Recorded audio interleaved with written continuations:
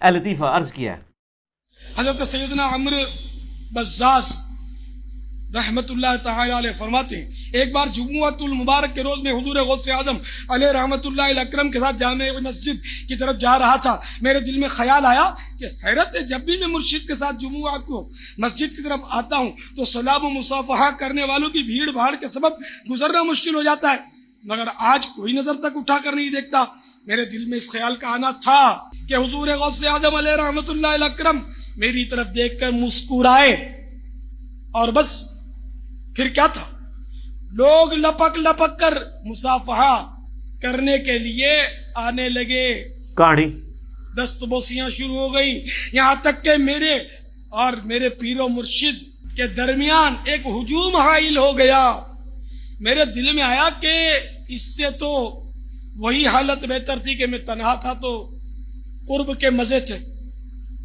دل میں یہ خیال آتے ہی آپ رحمت اللہ تعالی علیہ نے مجھ سے فرمایا، اے عمر، تم ہی تو ہجوم کے طلبگار تھے، تم جانتے نہیں کہ لوگوں کے دل میری مٹھی میں ہیں، اگر چاہوں تو اپنی طرف مائل کر لوں اور چاہوں تو دور کر دوں. آپ کو پتہ ہے یہ بڑی مشہور حدیث ہے بخاری اور مسلم دونوں میں، سیدنا اسامہ ابن زید سے متعلق.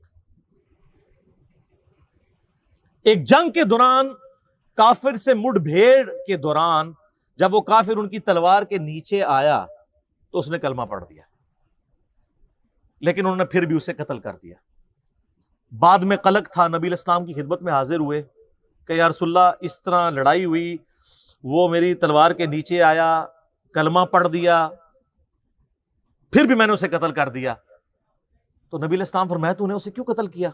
کہ یا رسول اللہ اس نے اوپر سے کلمہ پڑھا تھا، ڈر کی وجہ سے، اندروں وہ کافر تھی. ہو سکتا ہے یہ بات ٹھیک بھی ہو، ہم بھی یہی ججمنٹ کرتے، لیکن نبی الاسلام نے فرمایا کیا تو نے اس کا دل چیر لیا تھا؟ تو صحابہ نے تو نہیں کہا یا رسول اللہ کہ اولیاء اللہ دل کا حال جان لیتے ہیں تو ہم تو اولیاء کے امام ہیں. جی میں نے دل چیر لیا تھا. اور جو کہہ رہا تھا اس کو بھی پتا تھا میں کیا کہہ رہا ہوں، کہ کوئی نہیں دل چیر سکتا، صرف نبی کو وحی کی تائید حاصل ہوتی ہے. پھر آپ نے فرمایا اسامہ تو کیا کرے گا جب قیامت والے دن وہ کلمہ پڑھتا ہوا اللہ کے حضور تیرے خلاف مقدمہ قائم کرے گا؟ اسامہ تو کیا کرے گا، اسامہ تو کیا کرے گا، اسامہ تو کیا کرے گا. نبی الاسلام یہ الفاظ ریپیٹ کرتے رہے. سیدنا اسامہ کہتے ہیں میری خواہش ہوئی کاش آج سے پہلے میں کافر ہوتا اور آج کلمہ پڑھ کے مسلمان ہوا ہوتا، کم از کم میرا یہ گناہ تو دھل جاتا. ہوئے ہوئے، اسامہ ابن زید عام بندہ نہیں. صحیح بخاری میں حدیث ہے کہ نبی علیہ السلام زانوں پہ ایک طرف حسن ابن علی کو بٹھاتے تھے تو دوسرے طرف اسامہ ابن زید کو، حضور کے بچوں کی مانت، پوتا حضور کا صلی اللہ علیہ وآلہ وسلم.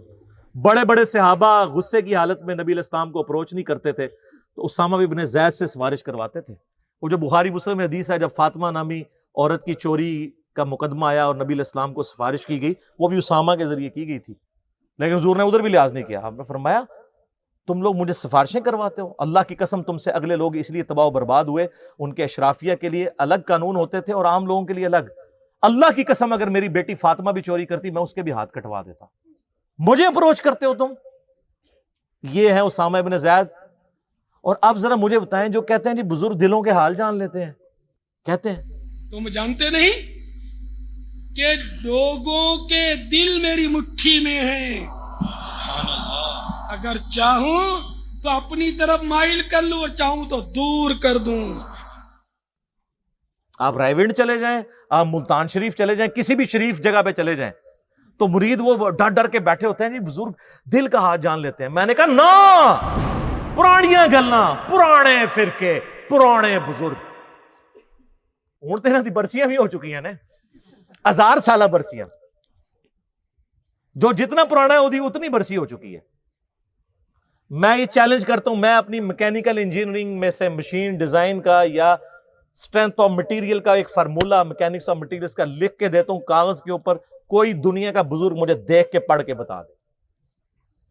ہاں اگر وقت کا پیغمبر ہو وہ پڑھ کے بتا سکتا ہے کیونکہ اسے وحی کی تائید حاصل ہوگی. نبی علیہ السلام کو کئی مواقع کے اوپر آپ کو پتہ ہے کافروں نے سوال کیے ہیں، نبی علیہ السلام کو نہیں پتا تھا، اللہ نے صورتیں نازل کر کے جواب سکھا دیے.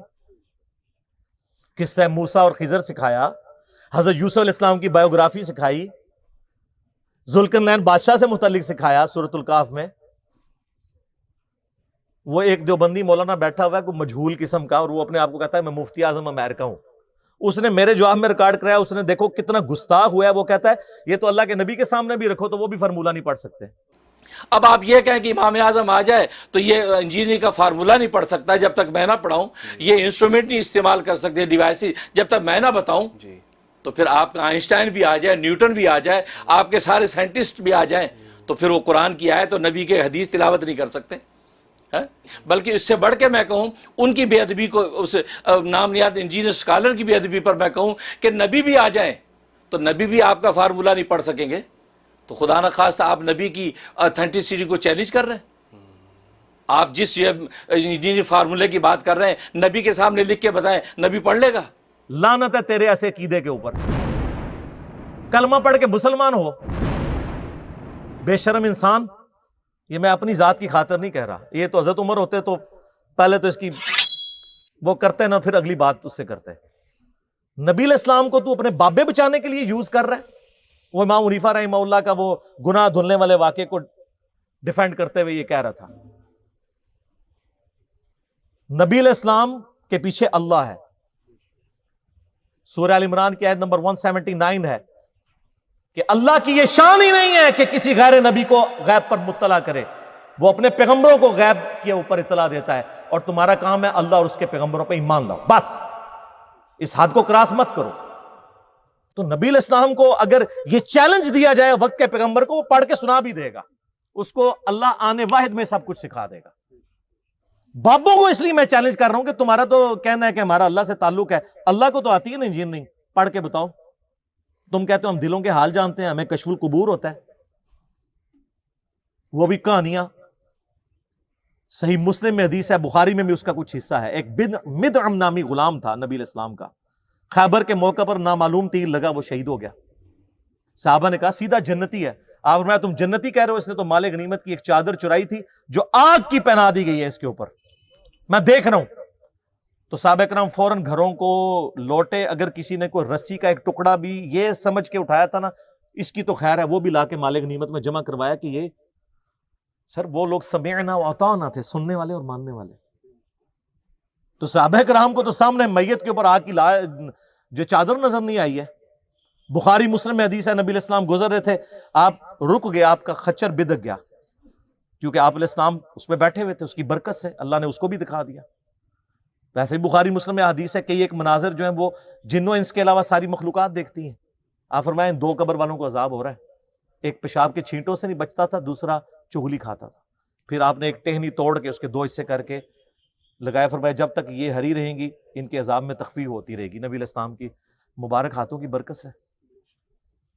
تو صحابہ کرام کو تو عذاب قبر نظر نہیں آیا. کہانیاں دل کا حال جان لیتے ہیں. سر اب زمانہ بدل چکا ہے، اب ہر طرف صدا ہے کیا کہ نہ میں وابی نہ میں بابی، میں ہوں مسلم. علمی کتابی، یہ علمی کتابی بات ہے.